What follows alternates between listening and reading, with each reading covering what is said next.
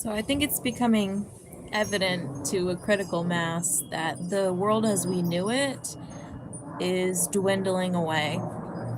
And I've started to notice this back in like 2016. That election was so weird that it really like made people kind of freak out and like change up. And I also, in 2016 to 2017, I witnessed a phenomenon because people were so combative that I started to like feel like the combative nature was like an algorithm that they were running. And I made notes. I started taking notes because I'm like, they're all doing the same thing. They're all saying the same thing. Like they are, I didn't have context for it, but I was like, it's like they're like the same spirit is speaking out of multiple people. So I don't have it saved at the moment. I could probably find it, but it doesn't matter. But I wrote down the algorithm, the argument algorithm they would run. I'm like, first you're gonna do this, next you're gonna do that, third you're gonna do that, 4, 5, 6, and 7. So usually at some point I was like, okay, you've done steps 1 through 4. Are you gonna continue? Because I know what you're gonna say and do next. And it's kind of like the AI, the negative AI, gotten better at being better at lying and being better at being mischievous. And then all the while, you know, people were kind of waking up to this. But that was, God, that was so long ago at this point. But this world is so cooked now. You know, I've like gone through the motions of like isolation and going back out, isolation, going back out. And it's like every time, it's just like, I knew it, but it wasn't evident to a lot of people. Now there's like a critical mass of people that are recognizing that this world is so fake and phony that it's dwindling to such a degree that we are just totally cooked at this point. And it's not, you know, like a negative thing. I always focused on mercy for the world, mercy, finding mercy. And that doesn't go for like my job is good, my house is good, my family is good, and I have things to look forward to. But in terms of like being social and like being worldly, I even had a day like a couple weeks ago. I had like a Sunday where I was like, I'm gonna go out and like have a worldly day.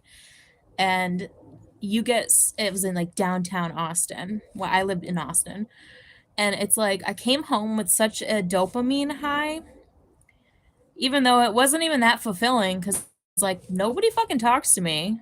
It's weird. Nobody talks to me.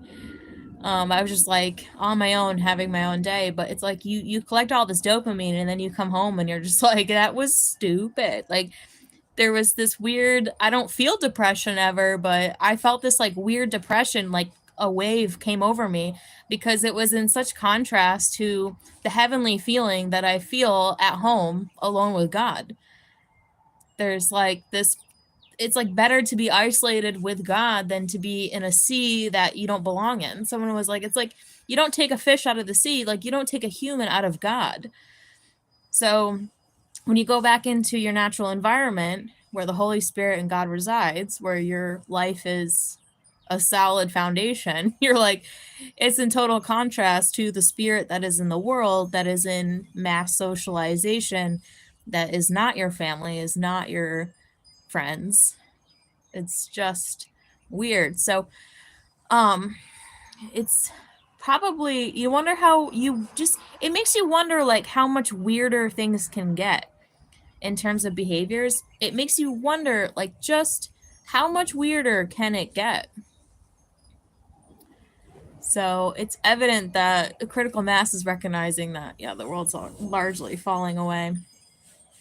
There's so much more I could say about that, but I didn't want to make this too long. I kind of just wanted to check in and say hi for today.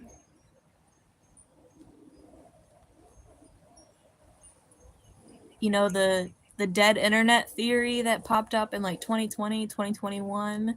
It's like we're living in the dead internet theory. It's like we're like, okay, no. It wasn't just the internet. It like we're living in a dead internet. Our reality is like that of a dead internet, separated by nature. So it pays to be in nature. I live in nature, luckily. praise be to God, I live in nature. So there's no deficit there. I couldn't go back. We're living in a dead internet. And then, you have these little pockets that are protected. I feel like my salon is a pocket that I feel protected. I come home, and then interaction, I have things to look forward to with my family that I look forward to. That's not the same. But outside of that, it's dead internet theory, Family is so important, right? Like, at the end of the day, people that are related to you feel the same way about a lot of things, experience the same things that you experience. And it takes a lot of contrast for y'all to recognize that. So I think a lot of people are coming to recognize that, and then you can't really find much socialization outside of that. The days of like moving into the city to find companionship, money, whatever, you want to be progressive, you want to move into the city, those days are over. And a lot of young people are really noticing that too. They're graduating with degrees and they can't find jobs. And they don't resonate with the dead internet that is the city. So they're kind of, I see this on TikTok, like some young people are like, there are no jobs for us. Unless you move into like a metro city, you don't want to be a part of that dead internet. So people are probably staying with their parents a lot later in life, as they're getting going as adults. And I would say, that's probably likely the way God would have it. So that's it for now. Check you later. Have a beautiful day.